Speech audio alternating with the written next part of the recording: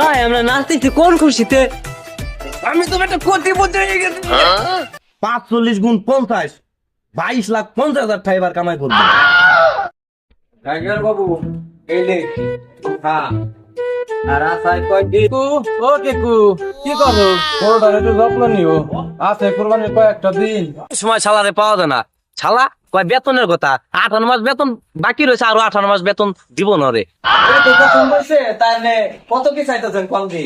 3 লাখ টাকা চাইতেছি। চা পকেটে 1 লাখ, গরুর দাম চাই 3 লাখ টাকা। ওই যে ব্যাপারীটা আছে না, এই পাম্পটি দিয়ে ব্যাপারীর কাছে আমার গরুটা বেচাই পারিনি কি?